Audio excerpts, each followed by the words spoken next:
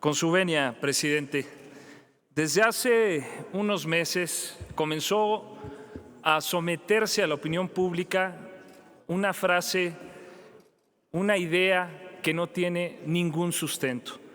Algunos personajes políticos con fines políticos totalmente comenzaron a decir que había iniciado la destrucción del INE por una propuesta que había formulado el presidente de la República y que les dio esa frase que fue políticamente aceptada con temor por la sociedad, pero fundada en una mentira.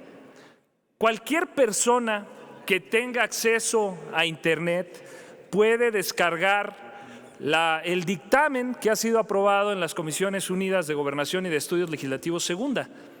Y cuando comience a analizar artículo por artículo de esos dictámenes, se va a dar cuenta que ningún argumento de los que se ha expresado aquí por parte de la oposición tiene fundamento.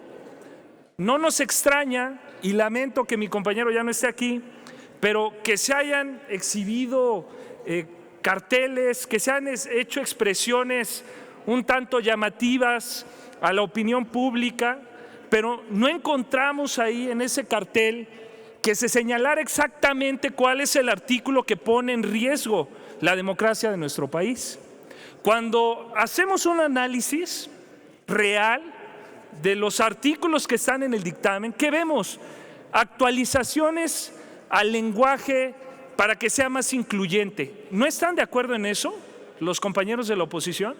¿No están de acuerdo los compañeros de la oposición en que se deje de referir en esas leyes al Distrito Federal y que se adecúe para ser llamado Ciudad de México? ¿No están de acuerdo en eso? ¿Qué no requiere eso que es mínimo? Pero también hay otras cosas más sustantivas que esas, que son simple actualizaciones al lenguaje.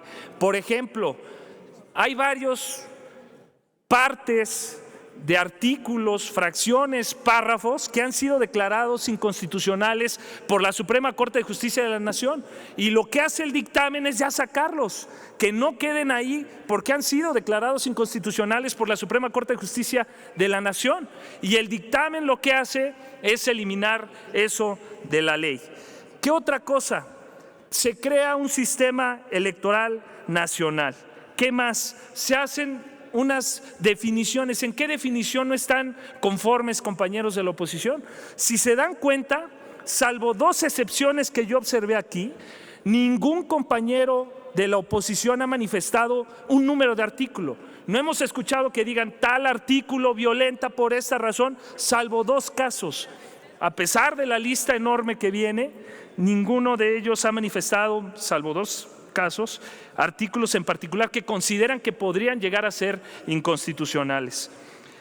Vienen también en este dictamen acciones afirmativas para grupos, primero para lograr una paridad, para que ahora sí ya por ley las mujeres puedan competir en 16 de las entidades federativas. Los partidos políticos tengan que promover a mujeres. ¿No están de acuerdo en eso mis compañeras de la oposición? ¿No están de acuerdo en que se promueva y se obligue ahora sí a los partidos políticos a que las mujeres participen en el 50% de las candidaturas para gobernaturas? ¿No están de acuerdo en eso? Más adelante, la justicia electoral. ¿Saben qué se establece?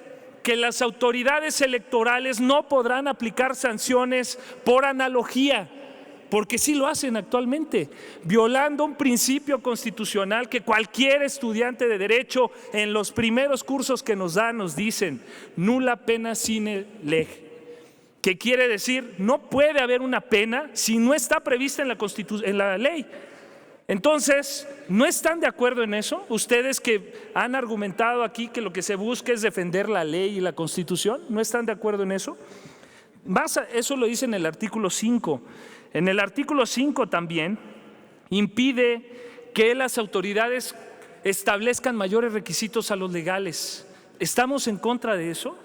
Si hay un requisito legal, las autoridades no podrán establecer mayores requisitos para que los ciudadanos puedan ejercer sus derechos político-electorales. Esa parte tampoco están de acuerdo, compañeros de la oposición.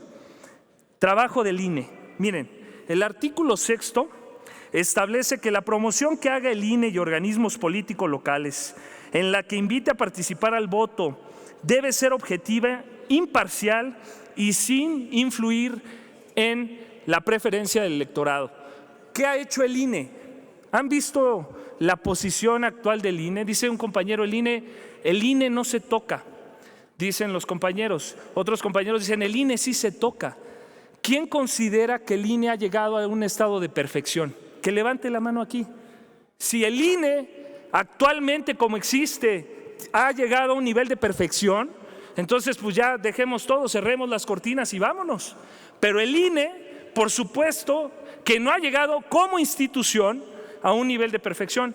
¿Dónde está lo peor? Lo que hay que erradicar, la subjetividad con la que actúan las personas físicas que llevan a cabo las funciones del INE. El INE no es el problema. El problema son las personas físicas que, iba a decir una palabra muy fuerte, pero por lo menos son subjetivas en la toma de sus decisiones. ¿Cómo es posible? En esta ley se establece que el INE debe ser imparcial. ¿Han escuchado al INE, si fuera imparcial, dar las opiniones que tiene el grupo el grupo mayoritario a las reformas? No. El INE actualmente, a través de su titular, únicamente ha manifestado una de las expresiones que consideran que no debe de tocarse el INE. Pero con los mismos medios con los que dio a conocer que en su opinión personal el presidente consejero del INE no debe de haber una reforma, con esos mismos medios debió haber dado los puntos de vista de los que consideramos que sí se debe de modificar. Por eso el artículo 6º de esta ley establece que ahora el INE va a ser imparcial, que no puede jugar partido. El INE no puede ser, como decía, árbitro vendido, ni mucho menos jugar también con la pelota en contra de alguna de las partes.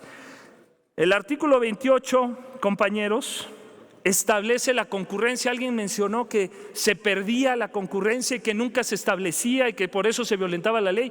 El artículo 28 del dictamen que estamos discutiendo establece la concurrencia de las personas que van a trabajar en los organismos públicos locales. Nos queda claro que los compañeros de la oposición, y eso lo digo desde mi partido, siempre están en contra de las minorías.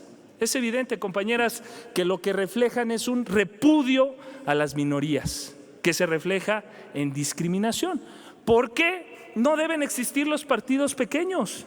Basta que haya 2 partidos grandes y obligamos a la sociedad a que tome partido en uno o en otro. Nada más. Porque no puede haber pluralidad. Eso es una dictadura, compañeras de la oposición. Es una ofensa a las minorías, es una discriminación a la pluralidad de pensamiento en nuestro país y en todo el mundo.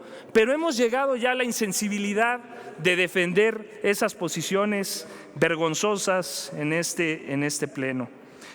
Hay muchísimas razones, por ejemplo, para concluir. ¿Saben qué es lo que se está defendiendo? El INE ha comenzado a formar parte ya de un actor político en nuestro país y ha defendido el pensamiento conservador. Y en retribución a esa defensa, a esa lucha que ha dado el INE en contra del movimiento progresista, se le regresa el favor permitiendo que los consejeros del INE ganen más que el presidente. Eso es lo que se está defendiendo. Los intereses, concluyo, presidente, los intereses de las personas físicas. ¿Quién está de acuerdo en que los consejeros ganen más que el presidente? Eso se prohíbe en esta reforma. ¿Quién está de acuerdo en que permanezcan los seguros de gastos médicos mayores que no tiene nadie, que no tienen ni los senadores, ni nosotros tenemos, y estamos defendiendo, los compañeros de la oposición, que las personas físicas del instituto continúen con sus seguros de gastos médicos mayores. Es una vergüenza, es una sinrazón, es una incongruencia con la realidad que viven millones de familias en nuestro país. Eso es lo que están defendiendo, quedarse con los remanentes, constituir fideicomisos que lo único que permiten es manejar con discrecionalidad los recursos públicos. Eso también es lo que se pide eliminar. Agradezco mucho su oportunidad y el respeto de mis compañeros que me han escuchado. Muchísimas gracias. En uso de la palabra,